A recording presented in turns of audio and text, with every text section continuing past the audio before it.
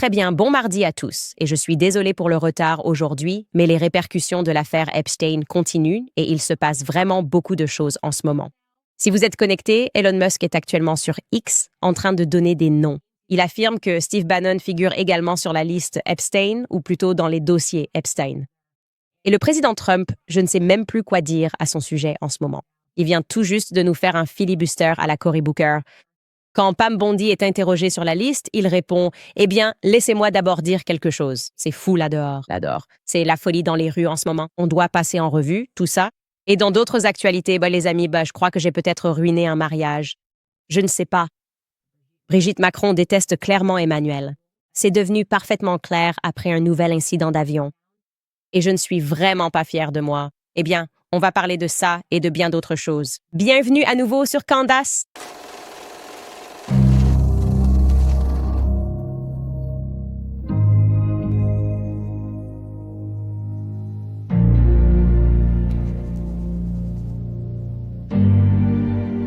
Bon, l'équipe, que puis-je dire? Nous atteignons de nouveaux sommets, d'une manière ou d'une autre. Et je dois dire que les journalistes me détestent vraiment d'une façon qui est tout simplement impressionnante en ce moment. Je ne sais pas quoi leur répondre. Je dois en quelque sorte simplement respecter leur jeu, tout simplement. Je pense aussi qu'ils commencent à manquer de mots de vocabulaire pour me décrire comme s'ils devaient aller chercher très loin, à court d'adjectifs.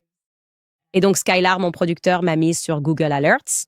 Et hier, il m'a dit qu'un article avait été publié sur Salon, un article à charge qui, pour être clair, ne parlait en fait pas de moi. Il s'agissait de Brett Cooper, ce qui rendait la chose particulièrement incongrue parce qu'elle est plutôt gentille et pétillante. Cela n'aborde vraiment aucun terrain dangereux. Mais la femme qui a publié cela, Amanda Marcotte, déteste Brett Cooper d'une manière que je n'ai jamais vue auparavant, comme profondément dans son âme. Bref, elle m'a juste glissé là-dedans. Je ne sais pas pourquoi, peut-être parce que nous avons toutes les deux travaillé au Daily Wire. Et voici la description qu'elle a faite de moi, ce qui, je dois l'avouer, m'a bien fait rire. Elle écrit « Owens apporte un mélange d'énergie déjantée et de véritable malveillance que Cooper n'arrive pas tout à fait à égaler. Cela ne veut pas dire que Cooper est nettement moins maléfique, juste qu'Owens est une personne exceptionnellement terrible d'une manière difficile à reproduire. » C'est magnifique, j'adore. Je ne sais pas, c'est incroyable. Alors merci. Je te comprends. Tous les journalistes me tombent dessus en ce moment parce que je fais simplement ce truc où je dis la vérité et je ne choisis ni la gauche ni la droite. Et les gens commencent à se rendre compte qu'on nous a peut-être menti et qu'on vit peut-être dans la matrice. Et cette affaire Epstein est tout simplement stupéfiante parce qu'il faut qu'on parle de ces explications et excuses tout aussi hilarantes que nous recevons actuellement concernant les dossiers Epstein, car il y a un niveau de manipulation mentale qui devrait être étudié. Je veux dire, on est juste quoi? Alors, pour introduire ce premier extrait, ce qui se passe ici plus tôt aujourd'hui, c'est que Pam Bondi se fait très raisonnablement interroger par des journalistes sur les incohérences entre ses déclarations et actions passées, ce à quoi nous reviendrons concernant Jeffrey Epstein, les dossiers et l'annonce extraordinaire d'hier, selon laquelle, en gros, aucune autre personne ne sera impliquée. Il n'y aura pas de nom. Le ministère de la Justice a conclu son enquête. Jeffrey Epstein était un pédophile qui agissait tout seul. Il n'y avait pas d'orbite. Alors regardons cette vidéo, car je vous promets qu'elle est vraiment incroyable. Votre note date d'hier et Jeffrey Epstein a laissé derrière lui quelques mystères persistants. L'une des questions les plus importantes est de savoir s'il a déjà travaillé pour un service de renseignement américain ou étranger. L'ancien secrétaire au travail qui était à Miami, aux États-Unis, avocat. Alex Costa aurait déclaré avoir travaillé pour un service de renseignement. Pourriez-vous donc déterminer s'il l'a fait ou non? Et aussi, pourriez-vous expliquer pourquoi il manquait 1 minute à l'enregistrement de la prison la nuit? De l'incident? Oui, bien sûr. Puis-je juste interrompre une seconde? Vous parlez toujours de Jeffrey Epstein? Oui, on parle de ce type depuis des années. Tu demandes, ouais, on a le Texas, on a ça, on a toutes ces choses. Et les gens parlent encore de ce type, de ce pervers. Oui, on en parle. C'est incroyable. Croisy. Tu veux perdre ton temps? Tu as envie de répondre? Ça ne me dérange pas de répondre. Je veux dire, je n'arrive pas à croire que vous posiez une question sur Epstein à un moment comme celui-ci, où nous connaissons à la fois de grands succès et une tragédie avec ce qui s'est passé au Texas. Cela ressemble tout simplement à une profanation, mais allez-y. Bien sûr. Bien sûr. D'abord, pour revenir là-dessus, en février, j'ai donné une interview sur Fox et elle a attiré beaucoup d'attention parce qu'on m'a posé une question sur la liste des clients et j'ai répondu « Elle est sur mon bureau en attente d'être examinée », c'est-à-dire le dossier, tout comme les dossiers JFK et MLK. C'est ce que je voulais dire. Concernant les dizaines de milliers de vidéos, il s'agissait de pornographie enfantine téléchargée par Jeffrey Epstein. C'était de la pornographie enfantine. Elles ne seront jamais rendues publiques. Elles ne verront jamais le jour. Sur le fait qu'il ait été agent, je n'ai pas d'informations. Nous pourrons revenir vers vous à ce sujet. Et concernant la minute manquante de la vidéo, nous avons publié la vidéo, montrant de façon définitive que la vidéo n'était pas concluante, mais les preuves antérieures montraient qu'il s'était suicidé. Et à ce sujet, il y avait 1 minute qui manquait à l'enregistrement. Et ce que nous avons appris du Bureau des prisons, c'est que chaque année, chaque nuit, ils réenregistrent cette vidéo. Elle est ancienne, elle date de 1999 environ. Donc, chaque nuit, la vidéo est réinitialisée et chaque nuit, la même minute devrait manquer. Nous cherchons donc à obtenir cette vidéo pour la publier également afin de montrer qu'il manque 1 minute chaque nuit. Et voilà pour Epstein.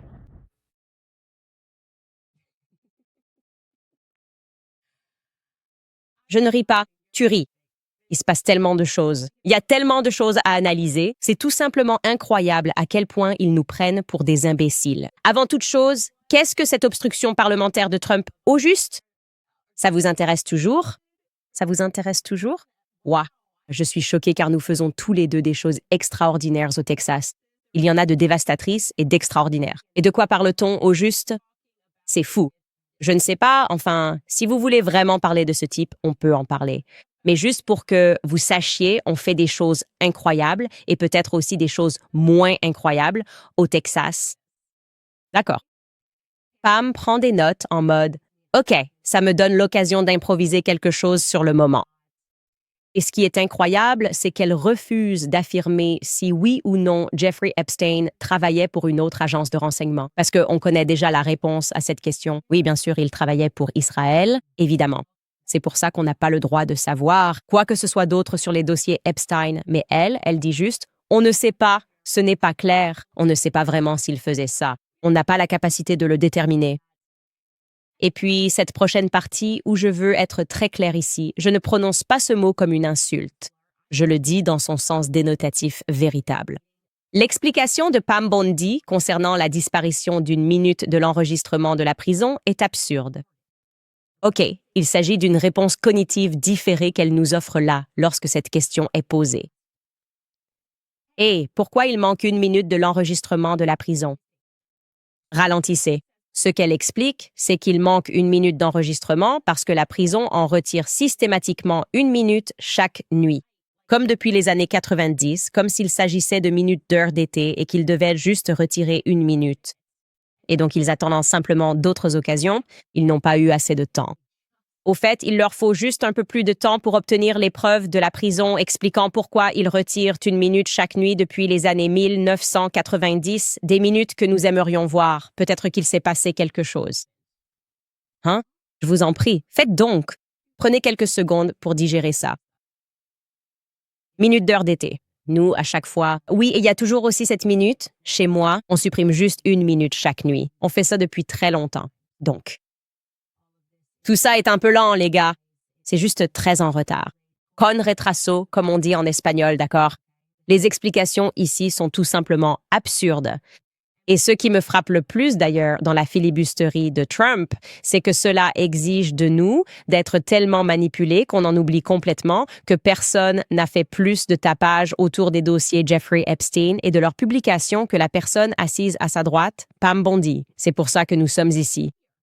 Pam Bondi. C'est elle qui a notoirement distribué des classeurs à une bande d'influenceurs en ligne le 27 février, d'accord? C'était apparemment censé être la première phase. Et puis, trop de ces influenceurs ont décidé de poser pour des photos mignonnes avec les classeurs, d'accord? Comme ça, regarde cet influenceur, jolie photo. Juste moi avec le classeur. Tu vois, c'est écrit en rouge au cas où tu ne le verrais pas, les dossiers Epstein, phase 1. Et ironiquement, quand on a regardé certains de ces individus, ils étaient très nouveaux dans le milieu de l'influence et ils n'étaient même pas si influents que ça.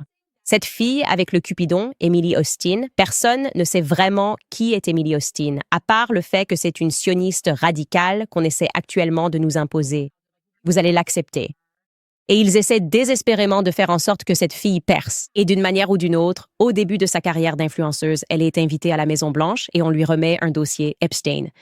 OK? Et ensuite, elle fait, une vidéo très influente à propos de ce dossier. Écoutons-la. J'ai vu que vous tous, sur Internet, vous veniez de la part de Kash Patel en disant que c'est le 5e jour et qu'on n'a toujours pas eu les dossiers Epstein. Eh bien, je suis ici devant l'aile ouest et regardez ce qu'on a eu aujourd'hui. Les dossiers Epstein bébé. Rendons l'Amérique sûre à nouveau. Quand certains ont fait remarquer que tout cela semblait très mis en scène et noté que personne n'avait critiqué Israël, c'est un point important à aborder si on veut vraiment aller au fond de l'affaire Epstein. Ensuite, on a accusé ces personnes d'être jalouses de ne pas avoir été invitées à la fête du classeur de Pam Bondi. Pam Bondi a organisé une fête du classeur et tu n'étais pas invité. C'est pour ça que tu es jaloux. Et comme je l'ai dit, étrangement, pas une seule personne présente n'avait été critique envers Israël d'aucune manière. Mais d'une façon ou d'une autre, cette jeune femme, Emily Austin, dont pratiquement personne n'avait entendu parler, était là. Et je veux être claire, quand je parle du niveau de sionisme de cette fille et qu'ils essaient de la rendre populaire, elle ne sait rien. Et ils continuent simplement de la mettre devant une caméra. Par exemple, elle a récemment passé chez Piers Morgan et a débattu avec Scott Horton, avec qui il ne faut pas débattre à moins de savoir de quoi on parle, mais elle était juste là pour défendre les actions d'Israël qui bombardaient l'Iran. C'est ça. Et ils la mettent simplement sur scène. C'est comme, tiens, vas-y, tu es une conservatrice mignonne. Va juste affronter Scott Horton et dis des choses positives sur Israël. Elle ne savait même pas qui était le dirigeant de l'Iran. Écoutez cet extrait, c'est vraiment hilarant. Il ne cesse de répéter que l'Iran ne représente pas une menace pour l'Amérique. Puisque Scott a décidé de devenir le porte-parole de l'Iran, pourriez-vous m'éclairer sur ce que Khomeini entend par « mort à l'Amérique, mort à l'Occident et aux conversions forcées » Pouvez-vous traduire dans la langue que vous maîtrisez si bien et qui nous fait tous défaut? Merci. Bien sûr, oui. Tout d'abord, Khomeini est mort en 1989. Tu ne sais pas de quoi tu parles. Ensuite, le slogan « Vous remarquerez tous dans le public » Et sur le plateau, remarquez. je voulais juste montrer cela. C'est tout simplement incroyable. C'est incroyable.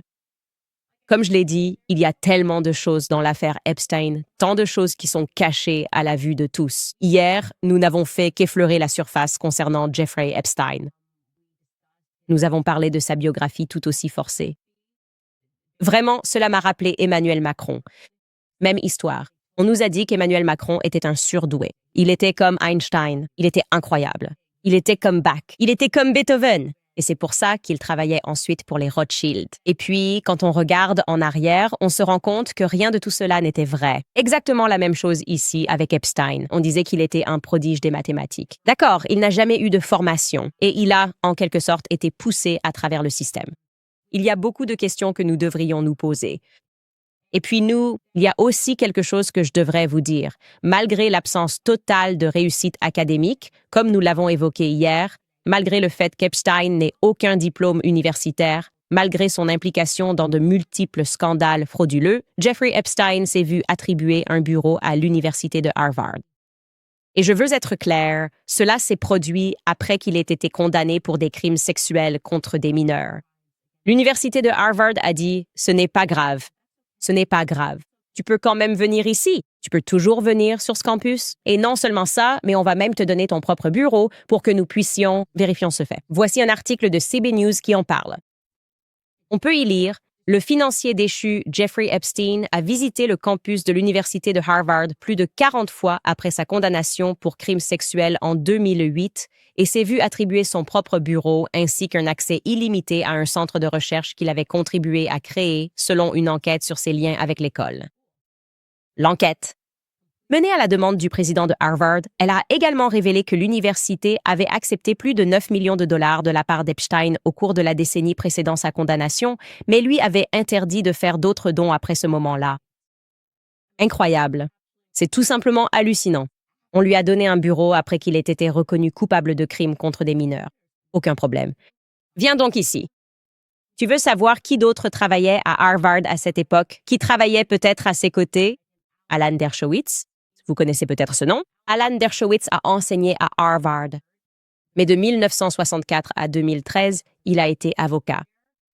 C'est une très longue période à passer à l'université Harvard, mais il faisait partie des avocats de l'équipe d'Epstein qui ont obtenu pour lui une peine réduite pour ses crimes contre des mineurs en 2008. Tu sais, quand il était un peu comme le maire de la prison et qu'il faisait mettre des uniformes au shérif pour accueillir ses invités, alors qu'il était autorisé à sortir 12 heures par jour et qu'il leur demandait d'accrocher sa télévision pour qu'ils puissent la regarder. C'est ridicule. Et c'est drôle parce que ce matin, je parlais avec Xavier Poussard, l'auteur du livre Becoming Brigitte, et la personne qui m'a inspiré à faire cette série. Et on évoquait à quel point c'est évident. Une fois que tu commences à faire des recherches et que tu plonges dans le terrier du lapin, tu sais exactement ce que tu cherches. Tu commences à reconnaître ces schémas. Et je peux te dire que je sais pertinemment qu'il distribue de faux diplômes. Et je le savais même avant de m'intéresser à l'histoire d'Emmanuel Macron. Rien qu'en étant dans la politique, j'ai rencontré des gens qui ont des diplômes de Stanford, de Harvard, et je me disais, tu es idiot. Tu es vraiment très stupide. Et toute ton image est fausse. C'est presque comme si tu jouais un rôle. C'est de la mise en scène. Et il te donne juste un diplôme pour que tu puisses convaincre les autres que tu es intelligent. Je vois ça. Et ça ne me convainc jamais. Et ça, c'est une des facettes de tout ça. C'est une forme de crétentialisme. Et tu te dis, ces gens-là, c'est fait exprès, c'est comme un oignon. De l'influence qu'ils ont, tu vois? Ils ont ces personnes factices à Hollywood et ils veulent t'en faire des stars de premier plan pour qu'elles soient influentes, que tu les suives et que tu fasses tout ce qu'elles disent parce qu'elles sont des leaders et qu'elles sont fabuleuses.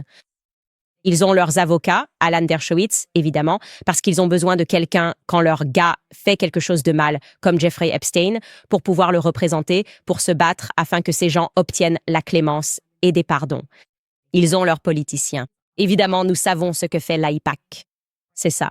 Nous comprenons qu'ils ont des politiciens qu'ils veulent faire passer dans le système, comme Barack Obama.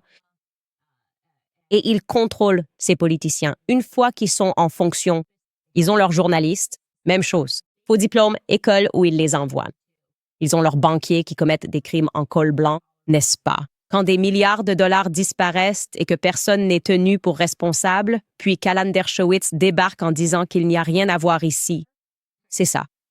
Ils ont leurs médecins, ils ont leurs enseignants, qui nous enseignent une histoire qui est effacée sous nos yeux. Et puis, bien sûr, il y a une branche militaire et policière à tout cela. Et ce livre, Chaos, que je supplie tout le monde de lire, le montre bien. C'est comme s'ils étaient tous connectés. Il y a en quelque sorte ces 7 couches où ils contrôlent toutes les informations que nous recevons. Et oui, je dirais que Dershowitz est assez clairement l'un de ces avocats de la matrice.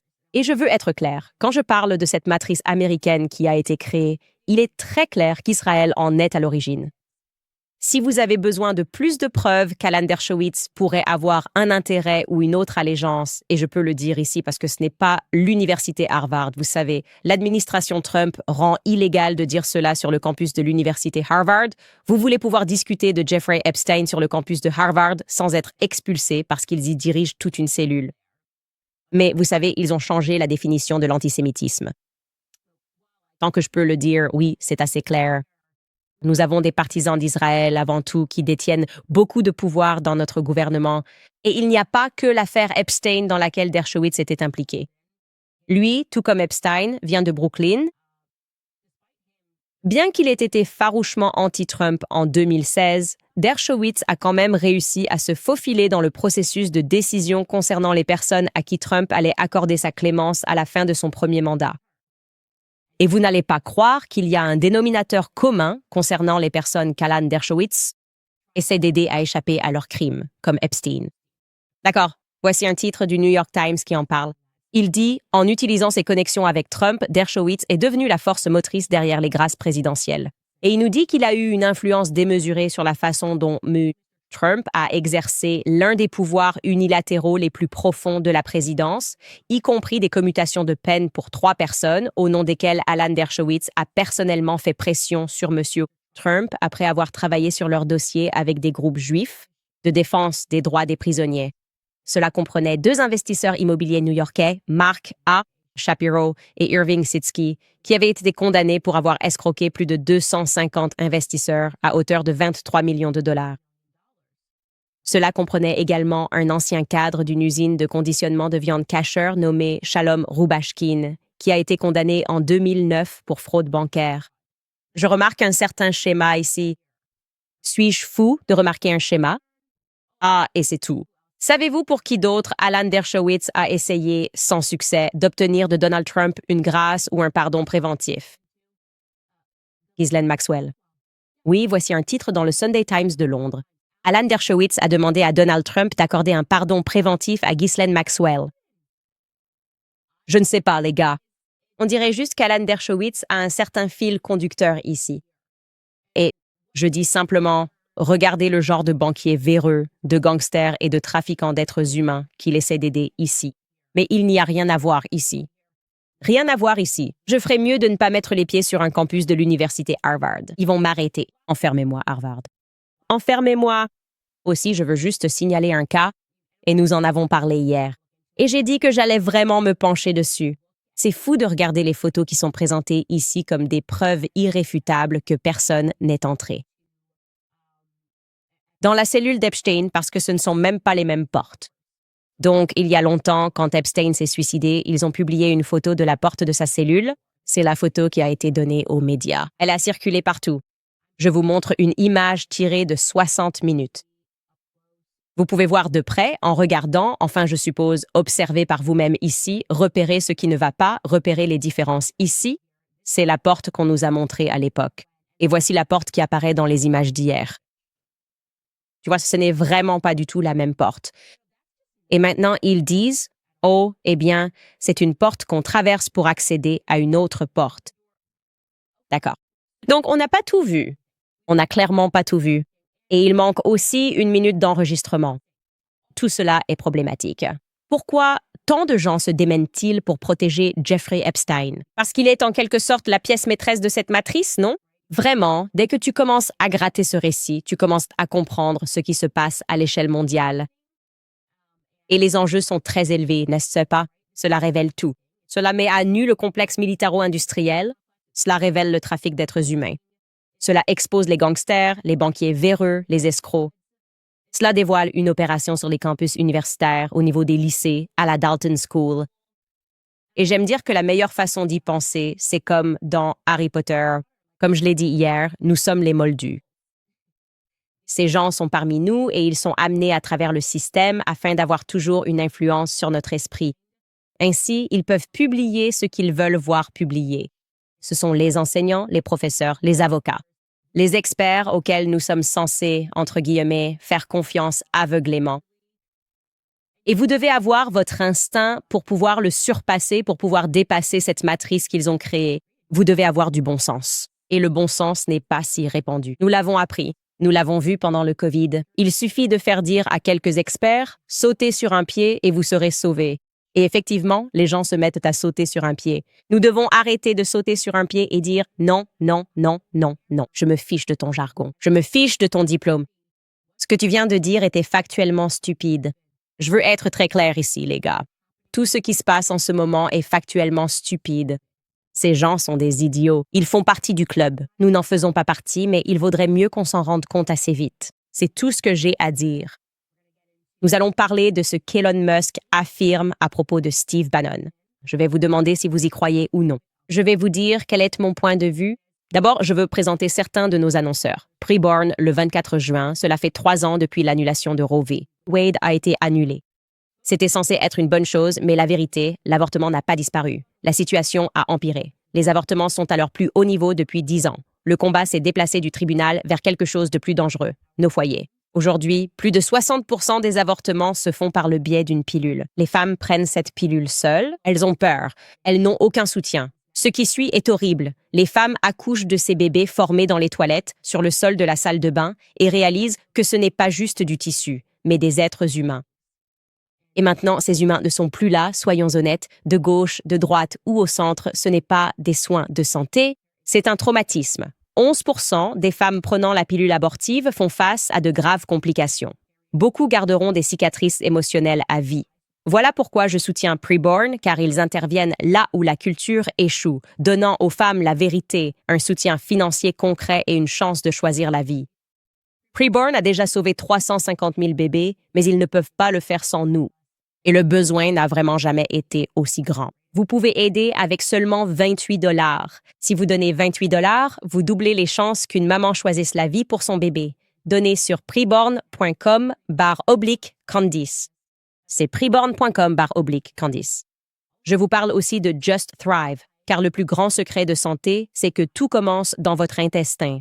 Chaque jour, votre intestin lutte contre les aliments transformés, le travail, le stress, et même les toxines dans l'air que vous respirez.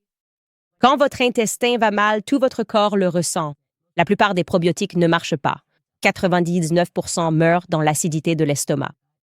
C'est ce qui rend Just Thrive, leur probiotique à base de spores, complètement différent. Just Thrive est le seul probiotique cliniquement prouvé à arriver 100% vivant dans votre intestin. Il fait quelque chose qu'aucun autre probiotique ne peut faire. Il transforme votre intestin en usine à antioxydants, créant des composés protecteurs là où vous en avez le plus besoin. Cela signifie une meilleure digestion, une immunité renforcée, plus d'énergie et une gestion du poids facilitée. Vous pouvez prendre le probiotique Just Thrive en gélule ou en gomme aux fruits rouges. Leurs probiotiques primés et leur gamme de compléments soutiennent la santé intestinale, immunitaire et cérébrale. Just Thrive aide les Américains à retrouver la santé avec des solutions scientifiques fiables. Pour rejoindre la révolution de la santé intestinale et reprendre le contrôle de votre santé, allez sur justthrivehealth.com et économisez 20% avec le code promo Candice. Vous constaterez la différence par vous-même ou vous serez intégralement remboursé sans aucune question. Prenez le contrôle dès aujourd'hui avec Just Thrive. C'est justthrivehealth.com avec le code promo Candice. Très bien. Eh bien, comme je l'ai dit, ça devient fou là-dehors. Elon Musk. J'ai beaucoup dit sur lui. J'en dirai plus à son sujet. Je ne lui fais pas confiance. Je peux vous dire pourquoi. C'est parce que j'ai fait sa généalogie. Je dois arrêter la généalogie. Les gars, je ne sais pas qui je crois être. 23andMe. Je sais que je devrais créer mon entreprise ici, mais c'est la première chose que je fais. Je cherche la généalogie. Bref, Elon Musk, comme nous le savons, s'est fâché avec Trump. En colère, il a dit « Trump est dans les dossiers Epstein ». Et maintenant, les gens se demandent « Dit-il la vérité ou est-il simplement en colère ?» Et mon évaluation de cela était « Eh bien, nous savons avec certitude qu'Elon Musk ment. Il a menti quand il a dit qu'il ne prenait pas de drogue. Ce n'est pas vrai. Tout le monde sait qu'Elon Musk prend des drogues. C'est comme le secret le moins bien gardé de Washington. Et avant ça, je vous l'avais dit, Seth Dillon me l'avait dit il y a des années. Donc, on ne peut pas faire confiance à tout ce qu'Elon Musk dit. Mais doit-on croire que s'il va jusqu'à dire publiquement quelque chose comme Steve Bannon est dans les dossiers Epstein, ce qu'il a fait, il risquerait d'être poursuivi pour diffamation? Parce que c'est ce que je ferais si j'étais Steve Bannon, s'il mentait. Alors laissez-moi vous expliquer comment tout cela s'est passé sur X au cas où vous n'y seriez pas. Roger Stone, et c'est intéressant parce que Roger Stone et Steve Bannon, quand on pense au début du mouvement MAGA, ces deux noms reviennent toujours sur le devant de la scène, non? Roger Stone a tweeté cet article à propos de Bannon, donc j'imagine qu'ils ne sont pas en bons termes. Peut-être que ça date d'il y a longtemps. Je ne sais pas. Et voici ce que Roger Stone a tweeté. Il a tweeté « Pourquoi Jeffrey Epstein, associé de Steve Bannon, essaierait-il d'aider Robert Mueller à m'envoyer en prison en se parjurant lors de mon procès ?» Et puis, il y a un deuxième tweet qu'il fait à propos de Steve Bannon. Il dit « Pourquoi Bannon aurait-il rencontré Jeffrey Epstein à la fois chez lui à New York et à Paris après qu'Epstein ait été condamné pour des crimes sexuels en Floride? Pourquoi aurait-il coaché Epstein pour son passage à 60 minutes? Donc, il ne dit rien explicitement, mais ce sont quand même des sous-entendus assez lourds, non? Il y a un petit sous-entendu qui se glisse là. Et donc, quand on clique sur l'article auquel il fait référence, que je ne me souvenais pas, peut-être que je ne le savais pas, peut-être que je ne m'en souvenais pas, mais en gros, il raconte que Steve Bannon a filmé Jeffrey Epstein pendant 15 heures pour un documentaire à venir qui, en fait, n'a jamais vu le jour. Donc, il y a longtemps, je crois en 2021, Steve Bannon a dit qu'il travaillait sur un documentaire. Je crois que le documentaire s'appelait Monster. C'est bien ça, Skylar? Ça doit être quelque part. Et c'était la raison pour laquelle il passait autant de temps avec Jeffrey Epstein. Et ils ont diffusé une bande-annonce de ce documentaire. Documentaire qui était censé sortir mais qui n'est finalement jamais sorti. Et pourtant, on pourrait penser qu'il l'aurait publié puisque Jeffrey Epstein a ensuite été arrêté puis il s'est suicidé. Mais depuis, personne ne parle de ce documentaire. Donc on peut passer la bande-annonce de ce documentaire qui n'a pas été diffusé. Encore une fois, cela date de 2021. Écoutez bien. Le mois prochain marquera les 2 ans de la mort du délinquant sexuel condamné Jeffrey Epstein dans une prison de New York. Nous étions mineurs. Nous étions des petites filles. À l'âge de 16 ans, je lui avais déjà amené jusqu'à 75 filles. Il était désinvolte et il vivait essentiellement comme Gatsby. C'était une personne absolument terrifiante à rencontrer. Tu possèdes une île, droite. Merci. Beaucoup. 2 îles. Les îles du docteur Moreau. Correct? Jeffrey Epstein était un homme d'affaires milliardaire new-yorkais dont l'immense fortune engendrait une arrogance sans limite. Il agissait comme s'il pouvait obtenir tout ce qu'il désirait. Selon certaines informations, le FBI enquête actuellement sur la possibilité d'interroger le prince Andrew de Grande-Bretagne au sujet de sa relation avec Jeffrey Epstein. J'ai mal gagné ma vie en raison d'une pensée dépassée, mais l'avenir appartient à la pensée féminine. La façon de penser des femmes. C'est exact. N'est-ce pas un simple prétexte à cause de toute la dépravation que vous avez commise envers de jeunes femmes? Votre nouveau prétexte, c'est que la pensée féminine est l'avenir? Non, j'ai toujours pensé que les femmes pourraient en fait prendre le relais. Je suis un fervent partisan et soutien du mouvement Time's Up. Les procureurs fédéraux ont déclaré hier que la vidéo de la cellule de prison d'Epstein, lors de sa première tentative de suicide, n'existe plus. Je suis Jeffrey Edward Epstein. Avez-vous déjà été condamné pour un crime? Oui. Epstein a échappé à la justice car presque tous les pans de la société lui ont permis de commettre ses crimes en impunité. Ce matin, nous apprenons de nouveaux détails sur les circonstances exactes, cause du décès de Jeffrey Epstein, ancien délinquant sexuel fiché et financier. Le plus grand danger pour les personnes placées à l'isolement est qu'elles tentent de se suicider. Imaginez ça. Vous ne restez dans une chambre que pendant 24 heures. Tu commences à devenir fou.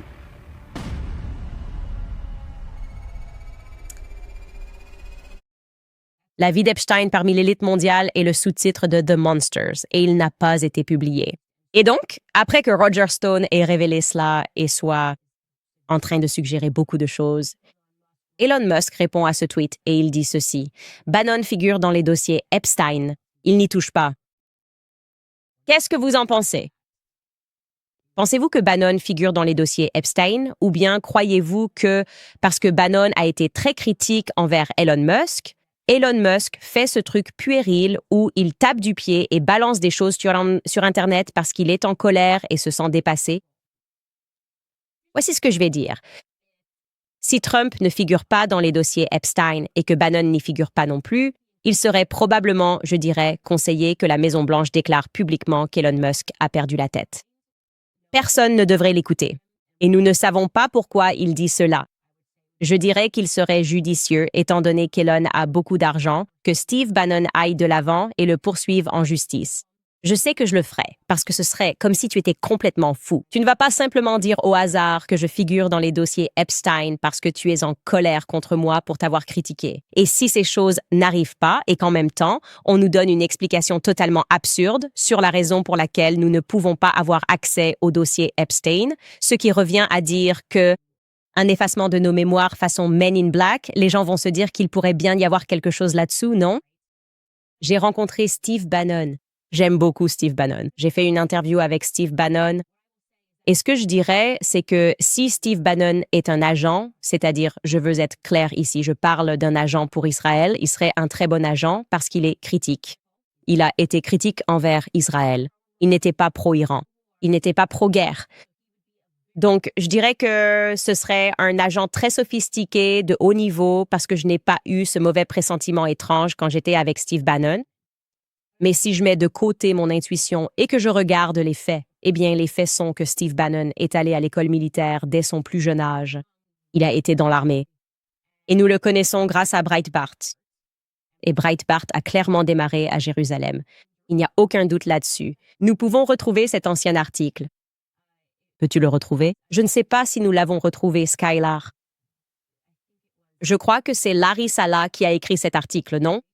Breitbart News Network, né aux États-Unis, conçu en Israël. On parle de cette pelure d'oignon. C'est une photo de Netanyahou avec Andrew Breitbart.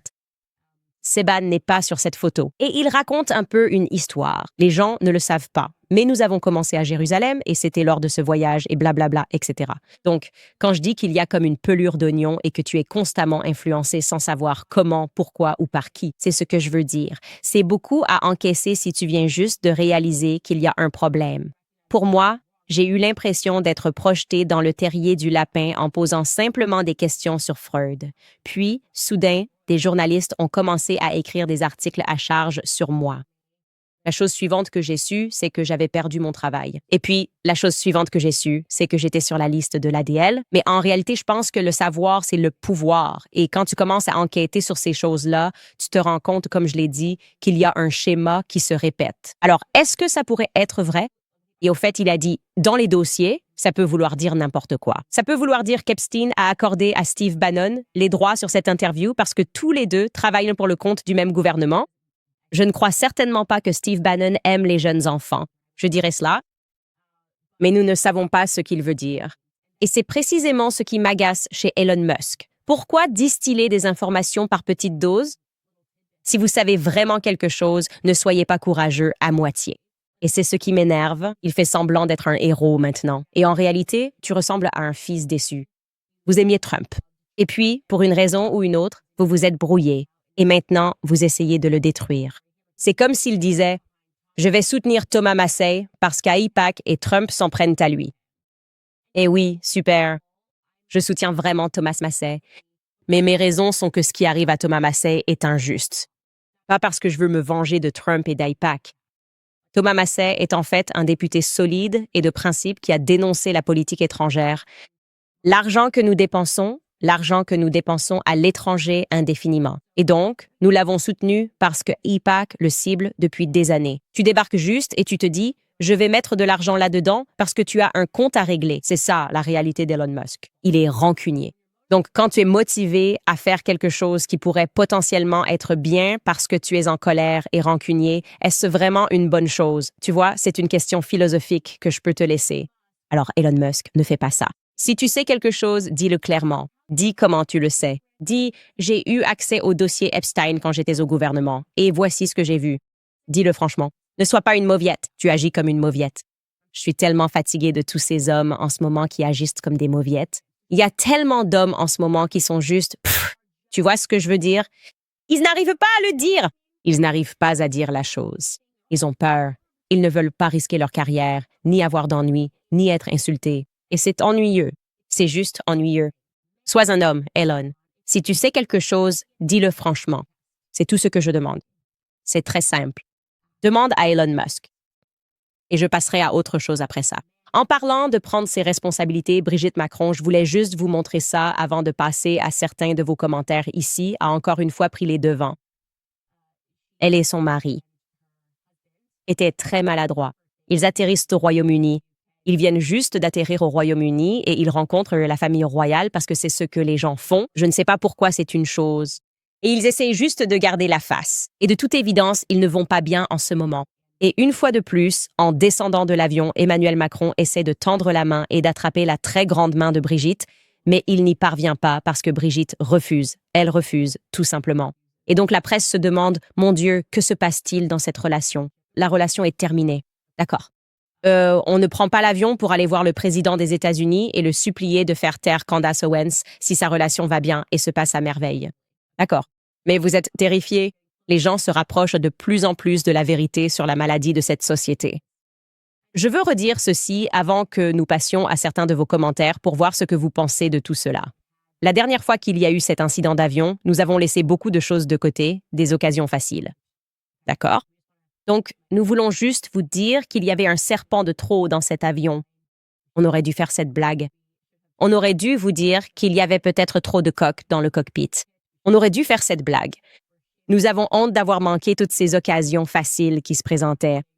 Il y a tellement de blagues qui se font toutes seules, surtout quand on pense aux deux sur un avion en train de se battre. Il fallait que je le dise parce que les blagues de papa, c'est important. C'est important de partager des blagues de papa à tout moment. Très bien, les amis, je vais passer la parole à quelques-uns de nos sponsors, puis je lirai certains de vos commentaires. Qui avons-nous? American Financing, je vous en parle toujours parce que si vous pouvez reporter vos 2 prochaines mensualités de prêt immobilier, alors vous devriez le faire. Imaginez mettre ces 2 paiements dans votre poche et enfin souffler. C'est possible si vous appelez American Financing aujourd'hui et que vous vous sentez à l'étroit à cause des dépenses, des courses, de l'essence, des factures. Vous n'êtes pas seul. La plupart des Américains mettent ces dépenses sur leur carte de crédit. On n'a pas l'impression d'une issue. American Financing vous aide à utiliser la valeur nette de votre maison pour rembourser la dette. Appelez American Financing avant d'en arriver à ne plus pouvoir faire les paiements.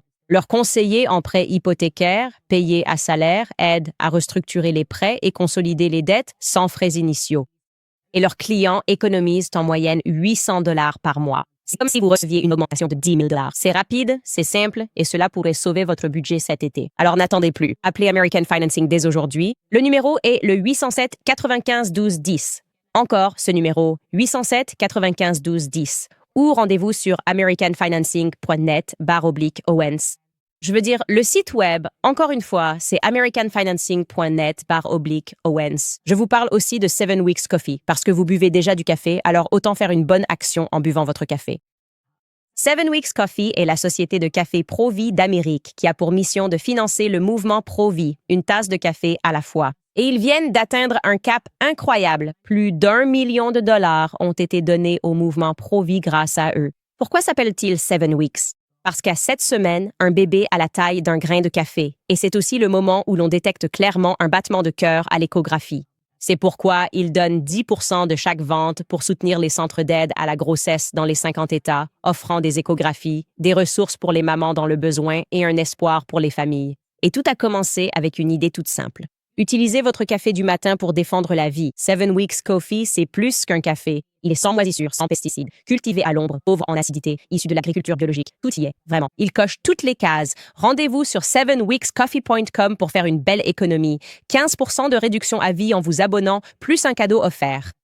Et en plus, exclusivement pour mes auditeurs, si vous utilisez le code Candice lors du paiement, vous bénéficierez de 10% de réduction supplémentaire sur votre première commande. Cela fait donc un total de 25% d'économie sur votre première commande, plus un cadeau gratuit. N'oubliez pas, votre commande aidera directement à soutenir un réseau de plus de 1000 organisations pro-vie à travers les États-Unis. Alors rendez-vous sur 7weekscoffee.com et utilisez le code promo Candice dès aujourd'hui. Alors, qu'est-ce que vous en pensez?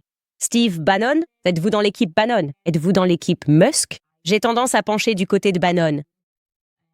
Mais encore une fois, je pense qu'il a été assez sensé en parlant de certains sujets et il a dénoncé pas mal de choses. Donc, je ne ressens pas de peur de sa part sur le sujet d'Israël. Quand l'ADL sort et condamne Steve Bannon, j'ai l'impression que c'est une bonne chose parce que l'ADL est en gros une liste noire pour Israël. Mais il pourrait être une opération tellement sophistiquée que j'aurais tout raté. Je ne sais pas. Voyons qui nous avons ici dans les commentaires. Nous avons Rose Caziel. Elle commente l'article de Salon dont on a parlé plus tôt. Elle dit « On doit tous être cinglés alors ». Ce titre me va très bien. Le Christ est roi, je sais. Donc, une fois que tu comprends que c'est tout ce qu'ils ont, je vais t'appeler fou et déséquilibré. Oui, bien sûr, ce podcast est déséquilibré. Nous ne sommes pas sur les rails, mes amis. Nous ne sommes pas sur les rails. Nous ne voulons pas y être. C'est très ennuyeux, très contrôlé. Brittany Douglas écrit « Je te jure, ces gens achètent de l'audace en gros, comme Didi achète de l'huile pour bébé. » C'est drôle comme toutes ces histoires sur Epstein sortent juste après qu'ils aient lancé les grosses accusations contre Didi. Ouais, parce que ça, c'est encore une autre couche de l'oignon Hollywood. Encore une fois, si tu fais partie de mon club de lecture, on va en profondeur. On est en plein dans Hollywood Babylone, on apprend et on voit tous les mêmes thèmes. Alors, tu commences à comprendre ce schéma et à voir comment ils l'ont fait, comment ils ont, en quelque sorte, créé cette matrice pour nous, où l'on pense qu'on apprend des faits et qu'on découvre la vérité, alors qu'il se passe quelque chose de bien plus sinistre. Monkey Dread écrit « Penses-tu que c'était du chantage ou des menaces contre eux ou leur famille qui a retourné toute l'administration Trump? Dans tous les cas, comment met-on fin à ce cycle pour le prochain président? Je ne sais pas. C'est très évident que Trump ne faisait pas partie du club. Ils se sont opposés à lui bec et ongle et quelque chose a changé. Je dirais presque que quelque chose a changé la nuit où il a failli se faire tirer dessus.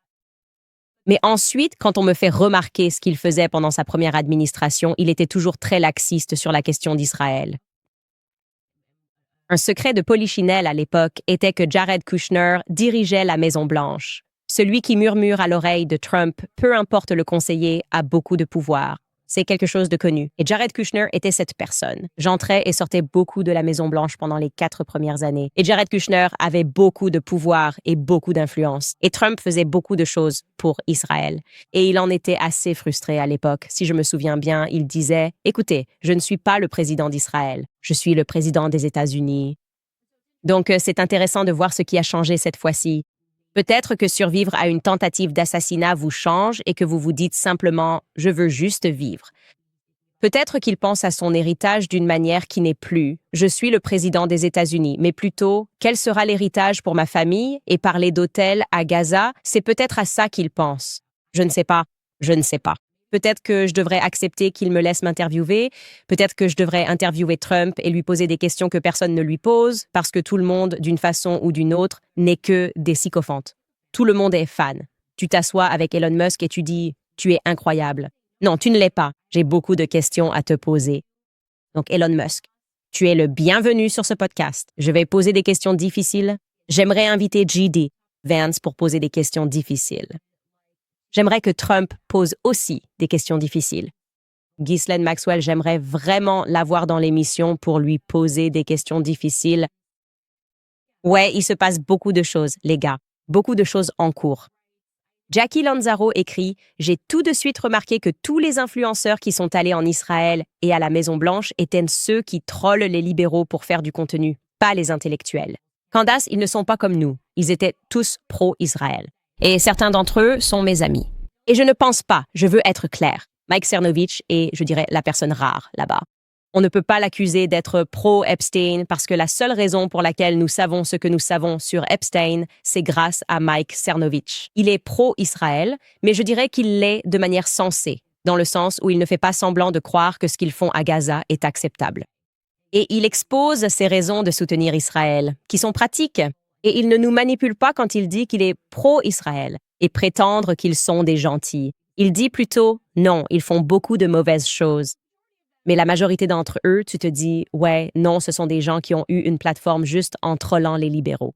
Mais maintenant qu'on arrive au cœur du sujet, avez-vous le courage de dénoncer ce qui se passe? As-tu le courage de parler du gouvernement pour lequel Jeffrey Epstein travaillait? Si la réponse est non, alors tu es un agent. Nous n'avons pas besoin que tu aies une plateforme. Au revoir. C'est ce que je pense vraiment. Je vous le dis, les gars. On n'a tout simplement plus besoin de ça. Tout ça, ce n'est que du bruit. Je m'en fiche. Benny D écrit « Je suis très déçu de tous ceux qui sont impliqués. Trump, Vance, Bondi, Patel et Bongino. Si vous laissez des pédophiles en liberté, il y aura plus de victimes. Les gens riches, puissants et influents ne s'arrêteront pas. Aucun chantage sur eux n'en vaut la peine. » Oui, je suis d'accord. Et je me demande aussi si ces personnes croient vraiment en Dieu. Il a affirmé qu'ils y croient. Mais si tu croyais en Dieu et que tu étais un vrai chrétien, tu saurais que ce monde n'est pas tout. Et tu te soucierais de l'au-delà. Tu devrais te soucier de savoir si tu iras au paradis. Tu n'iras pas au paradis en mentant et en couvrant des pédophiles. D'accord. Tu n'iras tout simplement pas. Jess McKee m'écrit « Premièrement, Trump ne nous manipule pas. J'aime bien ça. » Elle va juste lui dire ses 4 vérités. Faisons-le simplement. Premièrement, Trump ne nous manipule pas. Nous t'avons dit que nous voulions la vérité sur Epstein. Aussi, j'utiliserai ma minute économisée 1 fois par an pour payer mes impôts. Je ne connais pas l'IRS. Je les ai payés. Je t'aime, Candace. Continue de dire la vérité. Que Dieu te bénisse. Le commentaire sur l'IRS concerne-t-il ce qu'ils font avec les pasteurs? On pourra en parler demain. L'opération Mocking Pastor est hilarante. C'est une autre couche. Je mettrai ça dans la couche des enseignants. Ils avaient leur professeur. Les pasteurs se trouveraient sous cette couche. Et comme nous l'avons appris, l'opération Pasteur Moqueur est actuellement en pleine action pour défendre Israël. Benidé écrit « Je suis très… » Oh, attendez, pardon, je crois que j'ai raté cette personne. Nathalie écrit « Isaac Capi a parlé de… » Steve Bannon en 2019 dans sa vidéo virale « Je ne suis pas suicidaire » qui m'a pris au dépourvu car il a fortement laissé entendre que Bannon était impliqué dans des choses pas très nettes. J'espère que ce n'est pas vrai. Je voulais juste partager cette information au cas où. Skylar, mon producteur, est en train d'écrire une note ici. Il dit que Isaac Capi est l'acteur qui a publié une vidéo avant de se suicider. Apparemment, il a mentionné tout un tas de célébrités. Marc connaît l'histoire. D'accord, Marc, tu veux prendre la parole et nous dire ce que tu sais à ce sujet? Tu peux le faire? Tu peux parler au public? Je ne t'entends pas. Oui, il va intervenir. Donc, Marc est mon réalisateur. Il est dans des recoins aléatoires d'Internet. Je vais lire le prochain commentaire pendant que tu peux. Oh, bonjour. Oh, bonjour, Marc. Bienvenue dans l'émission de Candace que tu réalises. Merci, c'est super. Qu'est-ce que tu sais? J'adore faire plusieurs choses à la fois. Oui, c'est bien. Assure-toi que l'émission continue. Ne te trompe pas, d'accord? D'accord. Donc, Isaac Capi était un acteur. J'ai des connaissances superficielles à ce sujet. Je sais qu'il a posté des vidéos à plusieurs reprises. Et juste avant de mourir, il a dit qu'il n'était pas suicidaire et qu'il a cité un tas de célébrités qui sont apparemment impliquées dans la pédophilie ou dans des choses proches de la pédophilie. Et puis, il aurait sauté d'un pont. Donc, qu'il n'était pas suicidaire, mais il s'est suicidé? C'est ce qu'il a dit. Mais aussi, le troll en moi dirait que quelqu'un pourrait poster une vidéo disant qu'il n'est pas suicidaire, puis se suicider. C'est possible. Juste pour embrouiller les gens. Oui, c'est tout à fait possible. Quelles étaient certaines des célébrités qu'il a nommées? Tu t'en souviens de tête? Je crois que Tom Hanks était impliqué, mais ça fait longtemps que j'ai lu là-dessus. Bon, Tom Hanks me donne une impression bizarre et il fait partie de ceux qui, à mon avis, travaillent très clairement pour le compte du gouvernement. Ce sont les gens qui se présentent immédiatement dès qu'il y a une guerre ou... COVID. Tom Hanks a fait une vidéo sur la COVID. Ouais, c'est tellement évident qu'il est un agent d'Hollywood. Et ouais, il me donne une impression bizarre. C'est donc intéressant qu'il ait mentionné Tom Hanks. Je ne suis pas en train de dire ici que ce qu'Isaac Capi raconte est vrai, j'ai juste entendu parler de cette histoire. Je dis simplement qu'en général, je n'achète pas Tom Hanks. C'est ce que je veux dire quand je dis qu'ils font monter les gens dans les rangs. Ils forment ces gens, tu sais, ces acteurs, et ils les rendent célèbres. Mais dès qu'ils ont besoin de propagandistes, ce sont les premiers à se manifester pour contrôler et influencer les masses. Voici pour qui vous devriez voter. Tom Hanks. Voici la guerre que vous devriez soutenir. Tom Hanks. Et aussi Sean Penn. C'est assurément une opération droite. Je veux dire, c'est clairement une opération de la CIA. Il est toujours là. Vous auriez même les musiciens. Et cela est devenu vraiment visible pendant la pandémie de COVID. Comme vous tous, je suis tellement rock'n'roll. Et ils disent, retroussez vos manches et faites-vous vacciner. Genre, oh, t'es du rock, t'es du punk rock.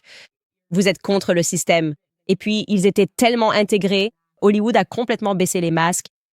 Bref, ça peut continuer indéfiniment. Mais je vais évidemment devoir me pencher là-dessus. Oh, le chat dit que Kevin Spacey a été nommé, que Seth Green a été nommé. Je précise que tout cela est présumé. Nous faisons juste un récapitulatif de ce qui a été dit par Isaac Capi. Je ne sais rien à propos de cette histoire. Et je vais probablement devoir vous laisser là-dessus. Écoutez, ce soir, on a le club de lecture. Est-ce que ça a dégénéré? Hollywood Babylon, mec. Ce sont simplement les différentes couches de ce livre. C'est un si petit livre, mais nous devons le parcourir si lentement parce qu'il vient de nous dire Kenneth Anger, l'occultiste, vient de tout nous dire. Il ne fait que nommer les pédophiles qui ont lancé Hollywood, les réalisateurs. Il s'en fiche. Il répond « Ouais, ils viennent de la vieille Vienne. » Que se passe-t-il dans la vieille Vienne? C'est de là que venaient ces gens? Les personnes qui contrôlent vos esprits étaient impliquées dans l'occultisme. Ils étaient dans « je ne peux pas trop en dire sur YouTube ». C'est pour ça qu'on a le club de lecture qui devient de plus en plus une sorte d'heure d'étude à mesure qu'on passe tout ça en revue. Et c'est aussi lié, mais tu n'es pas encore membre du club de lecture. Tu devrais nous rejoindre. Je peux aller sur candiceowens.com. Nous aurons ce club de lecture dans 1 heure, 1 heure et demie. Oui, c'est ça. À 6 heures, heure de l'Est, nous continuons la lecture de Hollywood Babylon et avons aussi réapprovisionné l'assaut contre la vérité. Nous avons été en rupture de stock 3 fois. C'est notre prochaine lecture. Je pense qu'après la nuit dernière, il nous restera une réunion sur Hollywood Babylon. Puis nous passerons à l'introduction de l'assaut contre la vérité parce qu'il y a tellement à dire. Oh. Désolé, c'est dans 30 minutes. Oui, on devrait probablement faire une pause et ensuite on aura le club de lecture. Vous aimeriez soutenir l'émission et les journalistes indépendants. Rendez-vous sur camstones.com, achetez-vous un t-shirt, un sweatshirt, inscrivez-vous à notre série Shot in the Dark. C'est incroyable, vous ne le regretterez pas. Et merci à vous tous. On se voit demain.